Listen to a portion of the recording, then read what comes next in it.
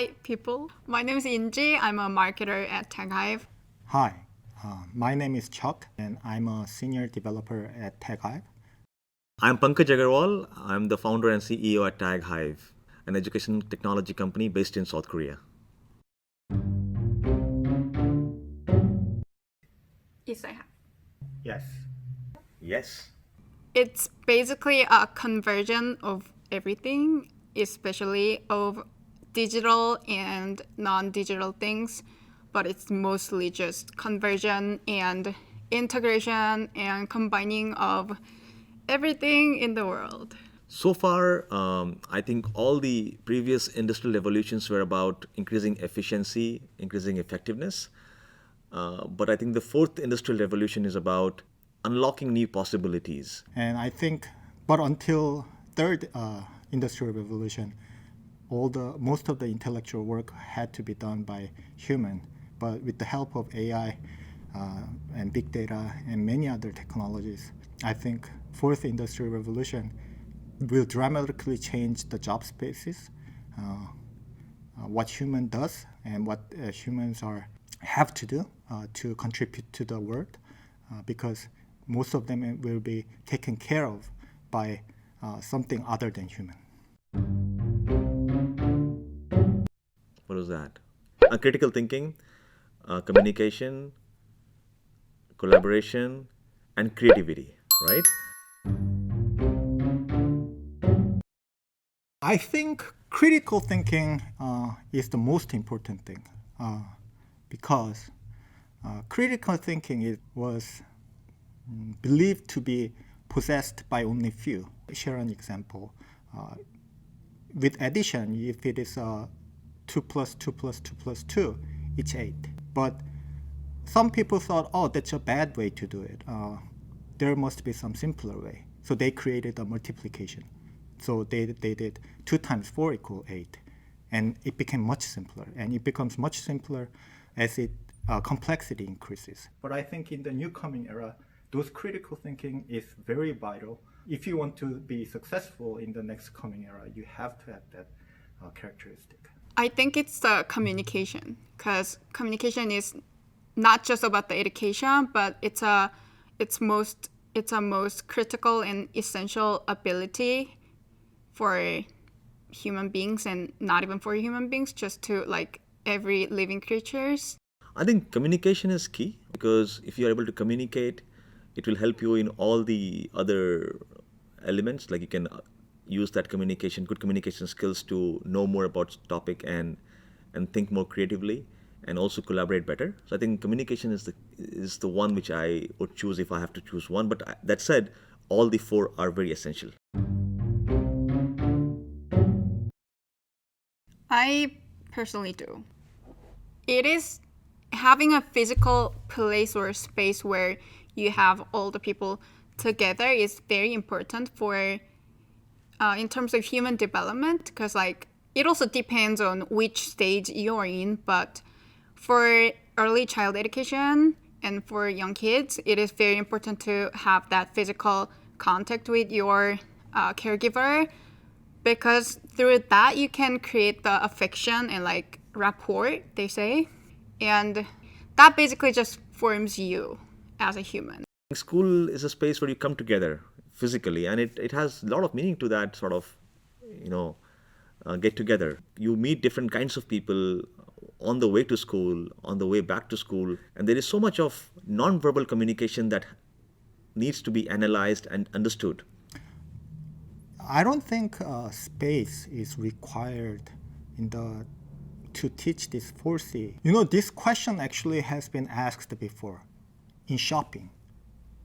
When internet came, nobody thought shopping could be replaced. That was in mid-1990s, right? And they were not so successful back then, and people were not so used to it. But nowadays, most people choose to shop online over offline. And I think they can also apply in education space as well.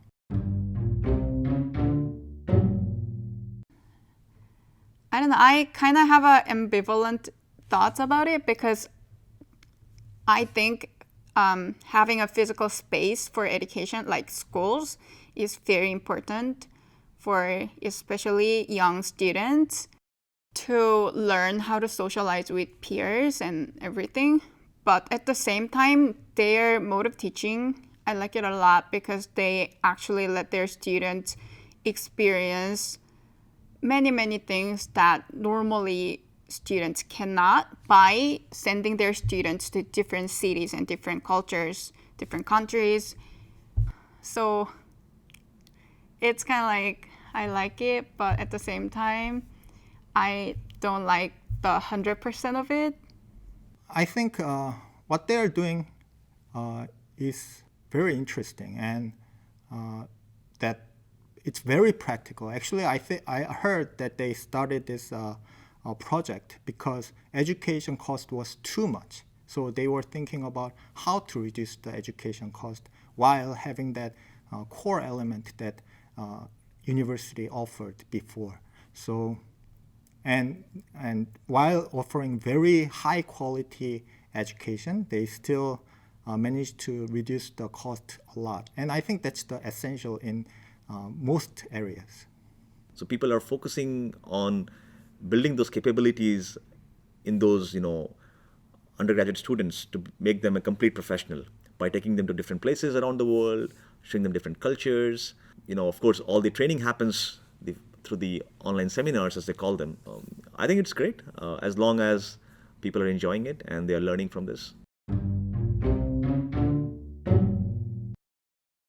I think it should be no up until high school, but then when it comes to colleges or grad schools, it's definitely yes. Because in Korea, we have this big exam called 수능 and we have it when we are 17 to 18, and it's like a big exam for everybody in Korea. So it's very uniform to everyone, and to prepare that exam, our education is kind of towards students sit on the desk and the lecturer gives us a lecture and then we just take notes and everything. So it's not much of a interactive or student leading kind of classes. India is a very diverse country, and people go through different experiences.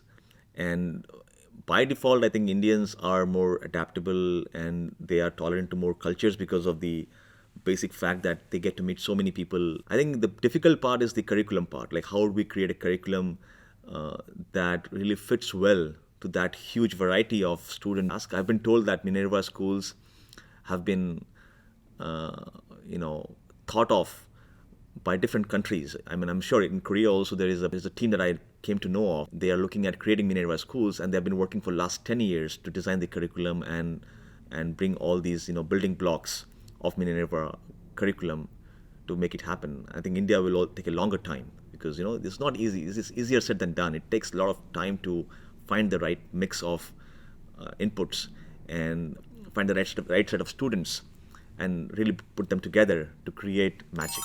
Right? So that will take time, but I think absolutely possible. I think But I I would would not go to choose Minerva. because Howard is a proven model, and it has a long legacy of, I think, hundreds of years, and it was a great experience at Harvard. I think it was an amazing experience, and I would not trade that for anything else. But I would go to Minerva School. I mean, sorry, people. I did go to a really good school in Korea, and I really liked the atmosphere there and people I studied with and what the school tries to teach us. I liked it, everything. But one thing that was lacking from my education from college was the experience. I think that can be achieved easily for a student who goes to Minerva School because they actually get a lot of experience from following their curriculum. because I think what they teach in Minerva School can be learned in companies as well, if you really want to. It's another story that whether you can get into a company, but I think those teachings in the Minerva School can be learned in companies in different way. So my answer is that I will again choose to go to my Virginia Tech. Who kids?